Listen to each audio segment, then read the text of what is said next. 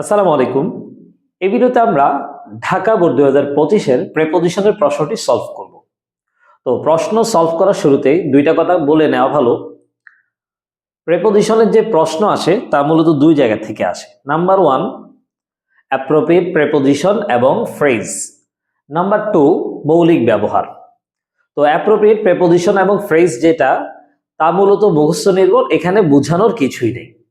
আমার নাম্বার 2 হচ্ছে মৌলিক ব্যবহার। এখন মৌলিক ব্যবহার ক্ষেত্রে প্রচুর রুলস পড়া যায়, কিন্তু আমরা রুলস না পড়ে অর্থের মাধ্যমে কিভাবে সলভ করা যায় সেই বিষয়টা নিয়ে আগাবো।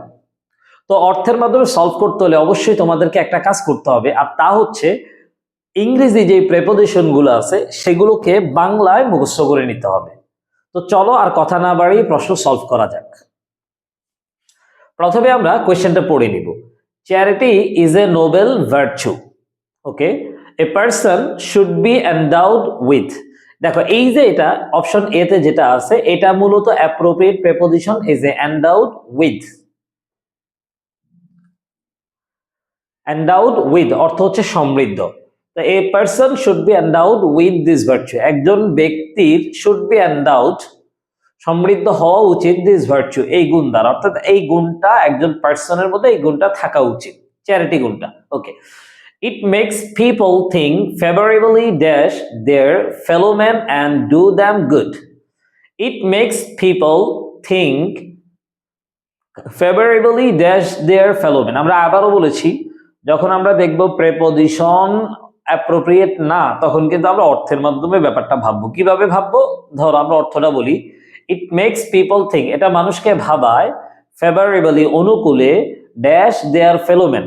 আমরা এই যে অপশনে বাংলা অর্থ দেয়া দিয়ে ট্রাই করবো। এখন কোন বাংলা অর্থ হবে? প্রেপোজিশন তো অনেক আছে, মোটামুটি পরীক্ষায় 35 থেকে 40টা প্রেপোজিশন ঘুরে ফিরে এসেছে। তা এখন আমাদেরকে ওই 35 থেকে 40টা থেকে মানে যেখানে এখানে আমাদের যা দরকার সেগুলো আমরা বের করব। এখন এগুলো আমরা কি করব? ধরো আমরা উদাহরণস্বরূপ বলতে পারি, ধরো উপরে অর্থ যে আছে ওই অর্থে প্রেপোজিশন, তারপরে নিচে অর্থে প্রেপোজিশন, তারপরে সামনে অর্থে প্রেপোজিশন, অর্থে প্রেপোজিশন, সম্পর্কে অর্থে প্রেপোজিশন। এইভাবে আমরা বাংলার মাধ্যমে ট্রাই করবে। এইগুলা সবগুলাই হচ্ছে প্রেপোজিশন, যেগুলার ইংলিশটা আমরা লিখে দিলেই হবে। তো চলো আমরা ব্যাপারটা একটু ট্রাই করি। It makes people think favourably, এটা মানুষকে ভাবায় অনুকূলে, ড্যাশ দেয়ার ফেলোম্যান।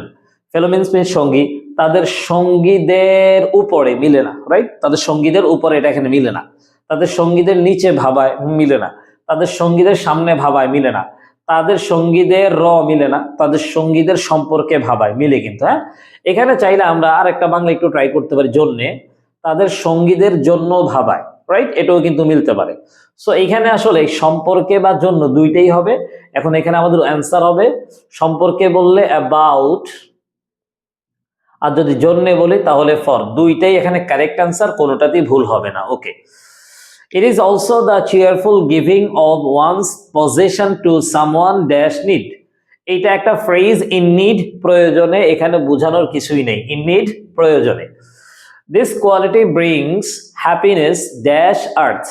এই যে দেখো শূন্যস্থানের পর যখন আমরা আর্থ দেখব, যদি শুধু আর্থ থাকে তাহলে তার পূর্বে আমরা অন দিয়ে দিব। হ্যাঁ, on earth. Okay, to happiness on earth and strengthens the ties of relationship. এরপর আসলে যে the ties of relationship dash man. এইখানে আমরা অ্যাপ্রোপ্রিয়েট আকারও দিতে পারি, আবার মৌলিক রুলস আকারও দিতে পারি।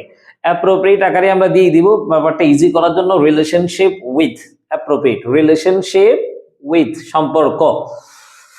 এখানে মৌলিক ব্যবহার করলে উত্তর হবে অ্যামং, কারণ সম্পর্কটা কার মধ্যে? মানুষদের মধ্যে, অনেক মানুষের মাঝে। Okay, it should not be measured, এটাকে মূল্যায়ন করা হয় না, পরিমাপ করা হয় না, ড্যাশ টার্মস অফ, মানে এই যে ইন টার্মস অফ, এটা একটা ফ্রেজ, ইন টার্মস অফ মানে হচ্ছে ক্ষেত্রে, ইন টার্মস অফ। এখানে কিন্তু আমরা যদি গ্রামার খুঁজতে যাই তাহলে ব্যাপারটা আমাদের জন্য খুবই জটিল হয়ে যাবে, তার চেয়ে ভালো কিছু ফ্রেজ মুখস্থ করে নেওয়া। ইন টার্মস অফ মানে rather it should be measured, বরঞ্চ ইট শুড বি মেজার্ড, এটাকে মাপা হওয়া উচিত, ড্যাশ দ্য স্যাক্রিফাইস। এবার আমরা এখানে কি দিব?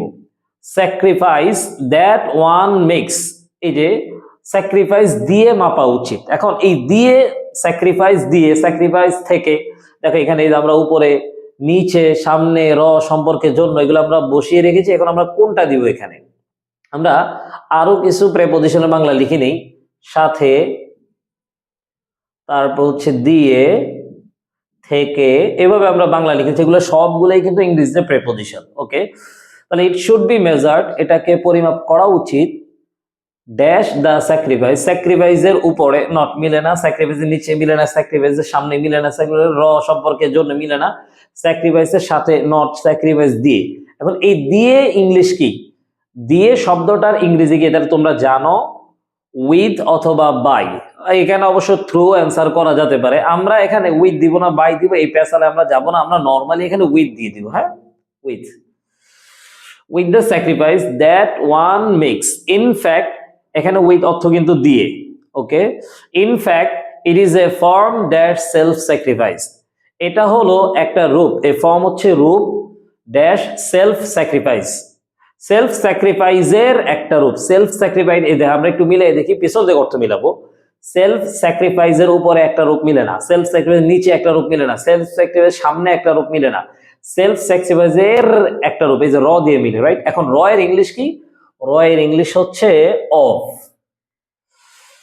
Dash which our society cannot progress. Okay, in fact it is a form of self sacrifice, এটা হলো সেলফ স্যাক্রিফাইসের একটা রূপ, dash which our society cannot progress, আমাদের সোসাইটি ক্যানট প্রোগ্রেস, অগ্রগতি করতে পারে না। এবার যেটা আমরা এখান থেকে মিলে, যেটার উপরে মিলে না, যেটার উপরে আমাদের সমাজে প্রোগ্রেস করতে পারে না, মিলে না, যেটার নিচে আমাদের মিলবে না, যেটা সামনে, যেটা র সম্পর্কের জন্য সাথে দিয়ে কিছুই মিলবে না, তুমি একটু মিলিয়ে দেখতে পারো।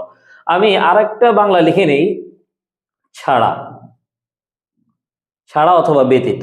তো এখানে আমরা ছাড়াও ইংলিশ দিয়ে মিলে কিনে দেখি, যেটা ছাড়া মানে চ্যারিটি ছাড়া আমাদের সোসাইটি ক্যানট প্রোগ্রেস, অগ্রসর হতে পারে না, মিলে। এখন ছাড়া ইংলিশ কি? ছাড়া ইংলিশ কিন্তু তিনটা, উইদাউট, অ্যাকসেপ্ট, আর হচ্ছে বাট। বাটও হয় কিন্তু আমরা বাট বলবো না। এখন এখানে আমরা উইদাউট দিয়ে দিব, উইদাউট। এখন তোমাদেরকে অবশ্যই উইদাউট আর অ্যাকসেপ্টের কিন্তু কি পার্থক্য জেনে নিতে হবে। এই ভিডিওতে আমরা খুব জটিল কোনো আলাপ করবো না, জাস্ট ইজিলি কিভাবে অর্থের মাধ্যমে প্রশ্নটা সলভ করা যায় সেটাই দেখাচ্ছি। Without which our society cannot progress, so everybody should practise this habit dash childhood, everybody should practise, প্রত্যেকের প্র্যাকটিস করা উচিত, দিস হ্যাবিট এই অভ্যাস, ড্যাশ চাইল্ডহুড, আমরা মিলে দেখতে পারি উপরে চাইল্ডহুডের উপরে, নিচে সামনে র সম্পর্কে সাথে দিয়ে থেকে, এখানে কিন্তু আমরা থেকে অর্থ মিলবে, শৈশব থেকেই এই প্র্যাকটিসটা করা উচিত। এখন থেকে ইংলিশ কি? থেকে ইংলিশ কিন্তু তিনটা। হ্যাঁ, ফ্রম, সিন্স, দেন। এই সিন্স কোথায় বসে? সিন্স মূলত বসে কোন একটা সময়ের শুরু থেকে, সময়ের শুরু, সময়ের শুরু। সো এখানে আমরা সিন্স দিয়ে দেবো, কেউ কেউ এখানে অবশ্য ফ্রম দেয়, উত্তর করা যাবে, আমরা সিন্স দিব, সিন্স। তো বন্ধুরা আমরা মূলত দেখাইলাম কিভাবে রুলস অনেক বেশি না করে অর্থের মাধ্যমে, অথবা শুধু যেই রুলসগুলো পরীক্ষায় আসে সেগুলো পড়ার মাধ্যমেই প্রেপোজিশন সলভ করা যায়।